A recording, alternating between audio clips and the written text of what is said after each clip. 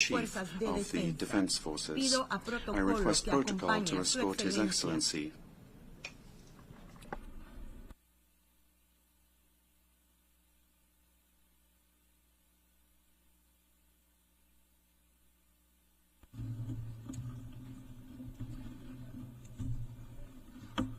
Your Excellency, President of the 79th session of the United Nations General Assembly, Ambassador Philemon Yang, United Nations Secretary General Mr. Antonio Guterres, Excellencies, Heads of State and Government, distinguished delegates, ladies and gentlemen.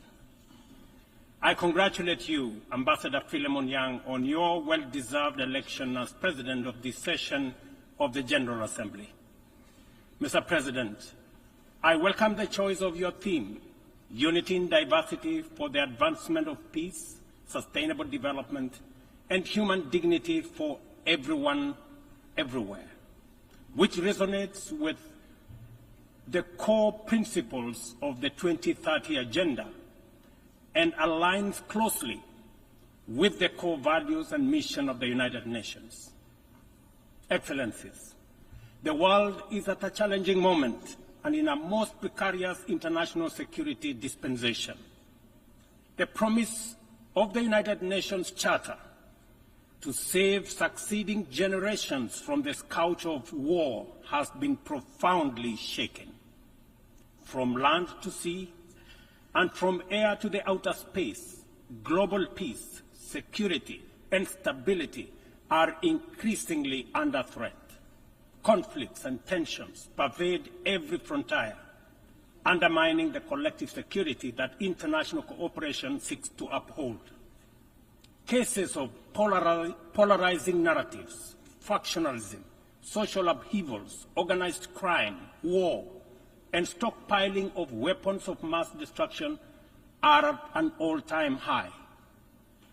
Great power rivalry is intensifying, provoking regional competition and inducing geopolitical and geoeconomic realignments and tensions. The subtle nuances of them versus us has produced negative coalitions, wars, tensions, as well as eroded trust and confidence in global multilateral system. From Gaza to Darfur, Ukraine, Yemen, Eastern DRC, the Sudan, the Sahel, and the criminality in Haiti, conflict is inflicting a trail of destruction of life and livelihoods in historic proportions. These conflicts have become battlegrounds for armed factions, external interventions, and proxy wars, resulting in unprecedented anarchic situations and long-lasting negative repercussions on global stability and economic development. The world cannot realize durable peace, security, and shared prosperity when emphasis is being put on what divides rather than what brings us together. We must therefore promote approaches that support positive competition for all. The perilous security landscape is further complicated by emerging threats stemming from human advancement. Cybersecurity threats and sophisticated cyber attacks on critical infrastructure pose significant risks to national security and global stability. Furthermore, the proliferation of advanced technologies such as artificial intelligence in the military domain and autonomous weapons systems has introduced new challenges for arms control and international regulation. Regrettably, the world's most powerful states have increasingly chosen unilateralism and militarization over dialogue and diplomacy. As a consequence, the capacity of our multilateral institutions to maintain and enforce peace, even in national crises with significant regional impacts, is severely undermined. Even worse, a resurgence of nuclear arms race, buoyed by the intensifying geopolitical rivalries and tensions, has made the possibility of a catastrophic nuclear warfare a real possibility. Our vision of a world free from nuclear weapons and other weapons of mass destruction is dying incrementally. We must not sit back and leave the future of upcoming generations to fate. We must intentionally rise to the occasion to meet the challenges of our time by reaffirming the core values of the UN Charter. We need to muster the political will and collectively reinforce our diplomatic efforts to confront the security threats through comprehensive, multi-pronged, and context-specific approaches. Excellencies, Kenya's commitment to international peace and security is unwavering. We continue investing in efforts that promote stability and harmony both within our region and beyond. We are committed to continuing to mediate, facilitate, and support peace initiatives and processes in our region, contributing to regional peace operations and the UN peacekeeping missions. Through our participation in the Africa Union Transition Mission in Somalia, we have stood side by side with our sisterly neighbor, Somalia, in their fight against Al-Shabaab. We are proud that Somalia will soon take up a seat as a non-permanent member of the Security Council, underscoring the tremendous progress achieved in consolidating peace and stability in that country. The UN must, however, continue to support Somalia in forging an agreement on the post-2024 security support. Kenya welcomes the adoption of the Security Council Resolution 2719, establishing a framework for financing Africa Union peace support operations through UN-assessed contributions, thereby enhancing our collective peacekeeping efforts. A well-funded AU peace operation are not only an African priority, but a global good, considering the complexity and interconnected nature of emerging threats to international peace and security. Earlier this year, and at the request of the leadership of South Sudan, I launched the All-Inclusive Tumaini Initiative, bringing together the warring parties and the political leadership of South Sudan to address the root causes of the protracted conflict in that country. I commend the leadership of South Sudan and all the participating parties for their commitment to the peace process. I also thank all regional and international partners for their unwavering support, both political and financial, to the South Sudan Tumaini Initiative. Ladies and gentlemen, at the last General Assembly, I announced Kenya's readiness to lead a multinational security support mission to Haiti at the Haitian government's request. Following the Security Council's authorization under Resolution 2699, Kenya has deployed 382 specially trained police officers to Haiti. Just a few days ago, I had the opportunity to visit Haiti, witness the work of our officers in the field, and observe remarkable progress on the ground.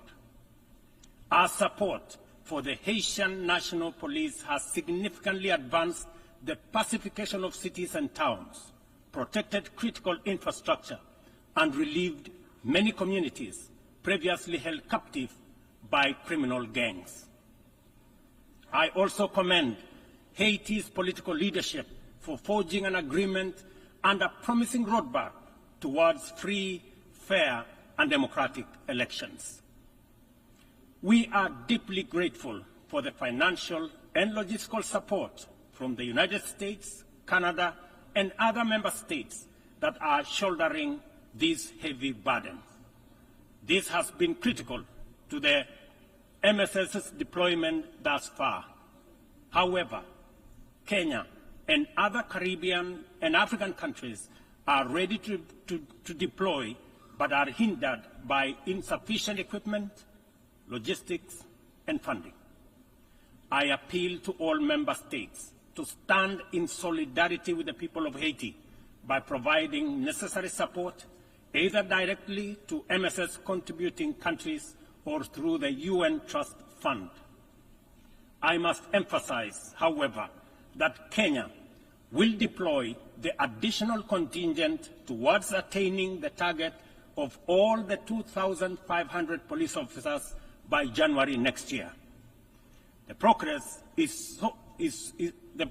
so far in Haiti demonstrates that what was once deemed mission impossible is indeed a present and undeniable possibility.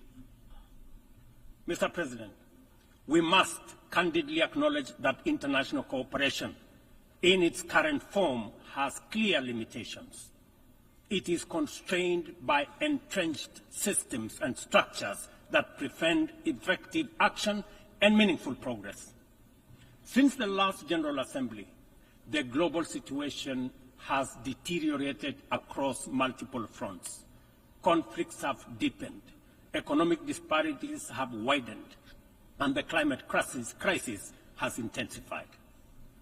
To address these challenges, we must rethink and reform global collaboration mechanisms, making them much more responsive, adaptable, and impactful. The existing international security architecture, represented by the UN Security Council, continues to hamper efforts to maintain international peace and security. The Council is, by all intents and purposes, dysfunctional, undemocratic, non-inclusive, unaccountable, autocratic, and at best, opaque. An institution that excludes 54 African countries with 1.4 billion people, while allowing one nation to veto decisions of the remaining 193 member states in the 21st century, is simply unacceptable. We must urgently seek to make the Security Council representative, inclusive, transparent, democratic, effective, and accountable. In Africa, we are not advocating for reform and collective action solely at the UN. In fact, we are also in the process of comprehensively reforming the Africa Union to become a fit-for-purpose institution that can effectively represent African nations globally and deliver prosperity. Excellencies, peace and development are inseparable pillars. One cannot flourish without the other. Yet, the 2024 Sustainable Development Goals report paints a bleak picture. Only 17% of targets are on track. Nearly half show minimal or moderate progress, and over one-third have stalled or regressed. The COVID-19 pandemic, escalating conflicts, geopolitical tensions, and climate change have severely impacted progress towards the SDGs and the Paris Agreement goals.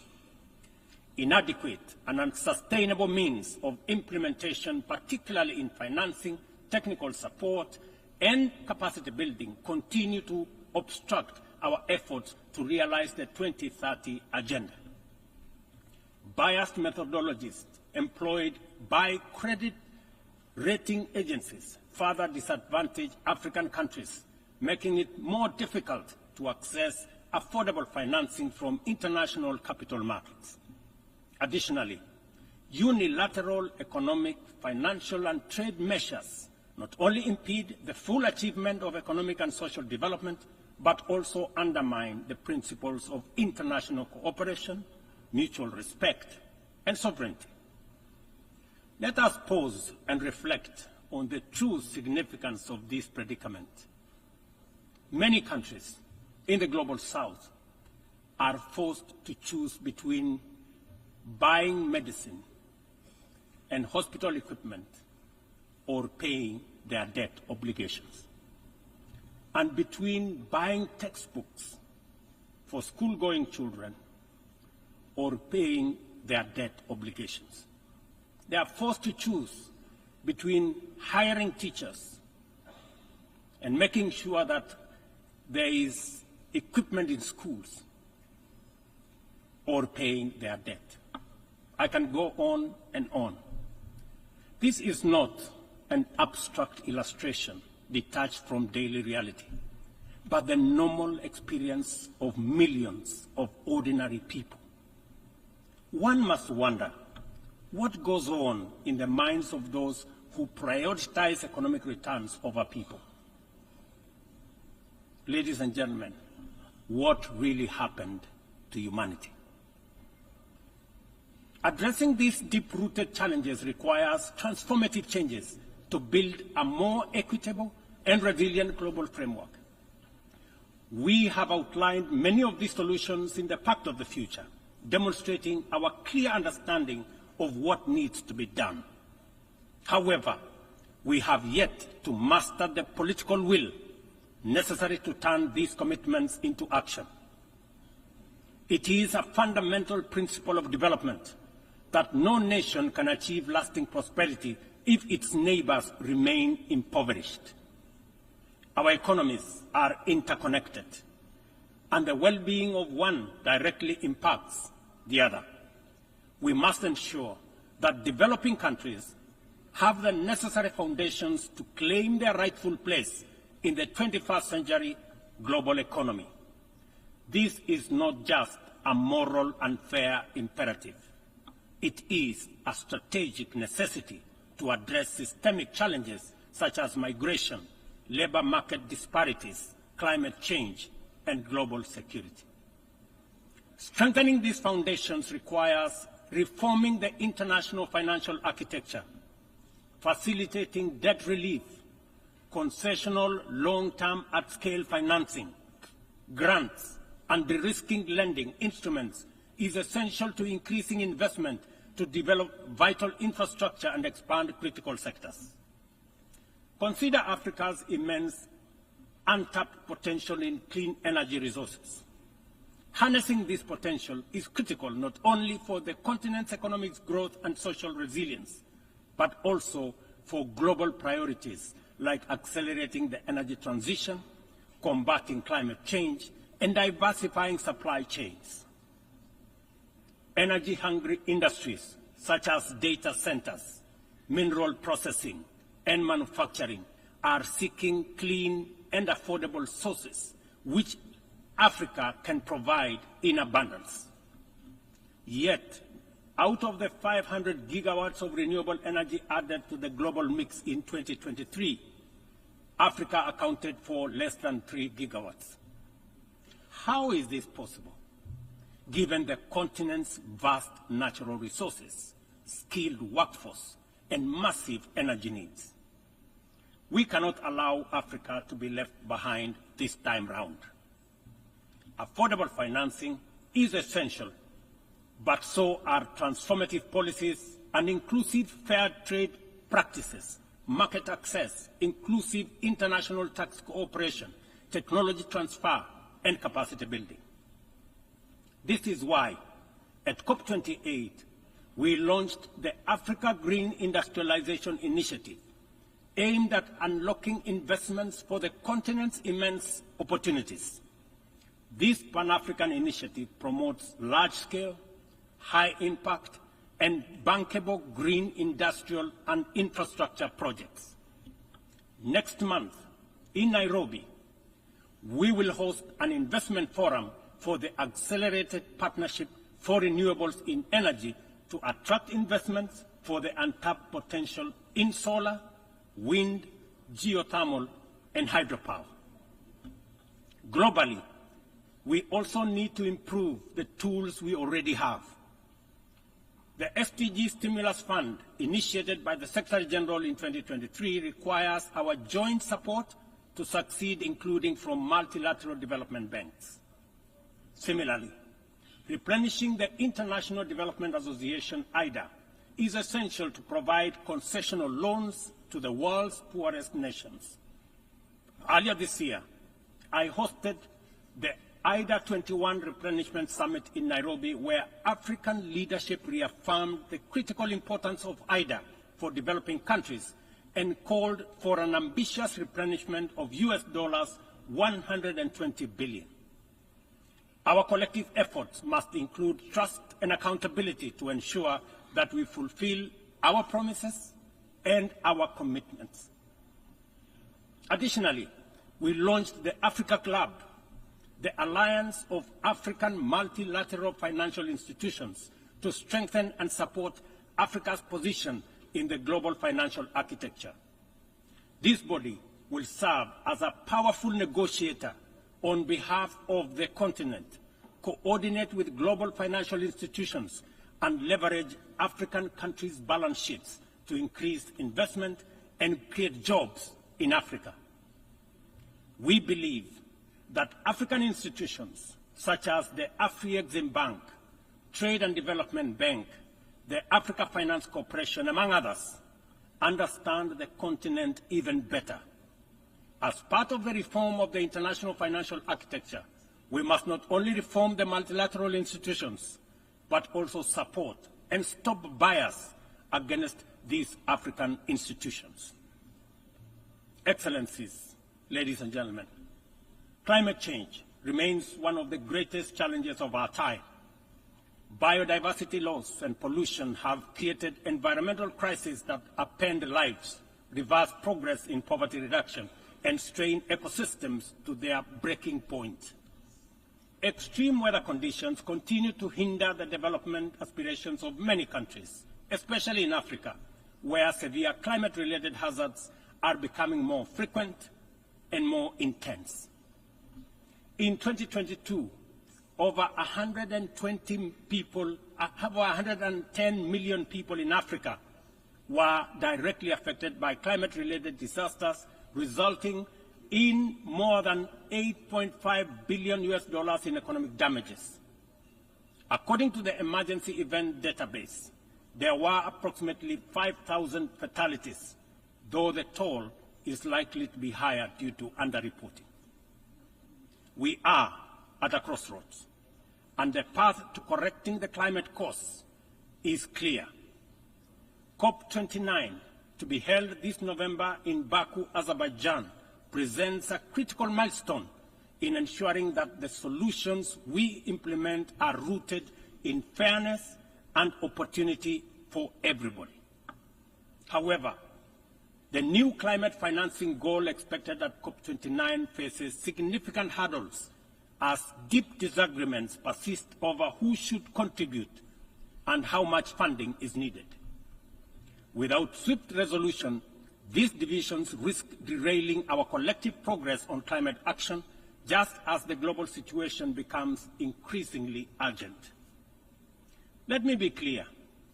Political posturing and inaction will neither protect the vulnerable from the consequences of a runaway climate crisis, nor save our civilization from ecosystem collapse.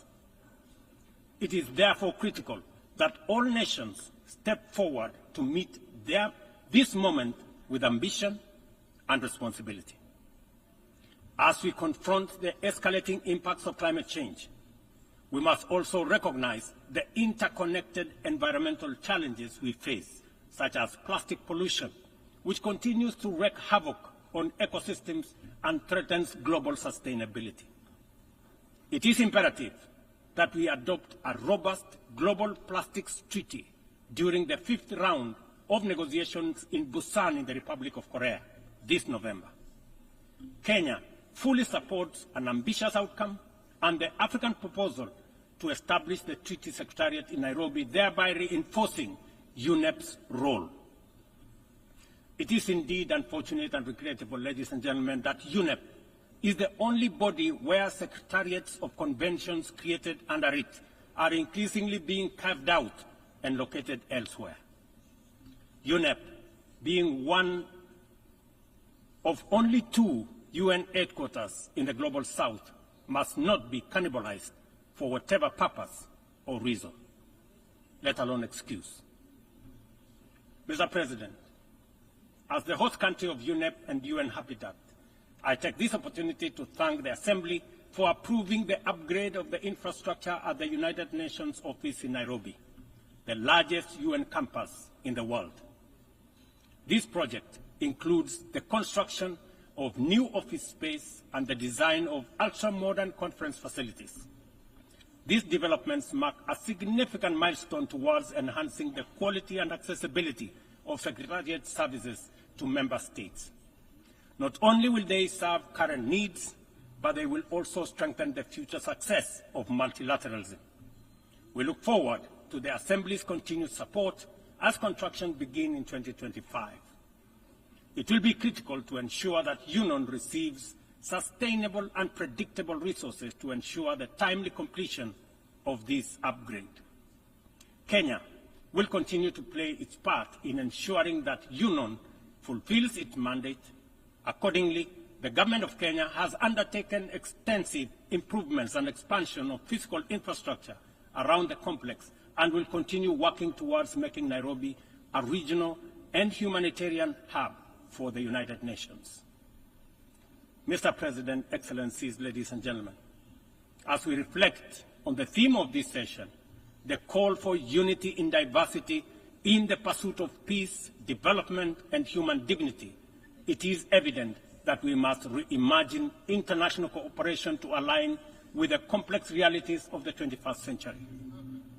Our actions must reflect our ambition and commitment to a world where progress is measured not just by economic growth, but by the well-being, rights, and dignity of every person. The challenges we face, from climate crisis to economic inequality, demand a bold rethinking of how we work together, grounded in mutual respect and shared responsibility. The achievement of the Sustainable Development Goals cannot be reserved for the privileged few. It must be a shared success that uplifts all nations, transcending borders and disparities. Our collective efforts to combat climate change must be rooted in fairness and equity, ensuring that no nation or community bears a disproportionate burden. This is our shared journey. We must have a say in the choices we make. We must move beyond outdated paradigms of power and influence to create a system of international cooperation that reflects the aspirations and dignity of every human being. We must embrace a new vision of global solidarity, one that upholds the principles of equity and inclusivity. It is within our power to build a world that embodies the true spirit of the United Nations, a world where every voice is heard, every life is valued, and global progress is shared by all. This is the cooperation our people expect, our future demands, and it is the commitment we must deliver. I thank you.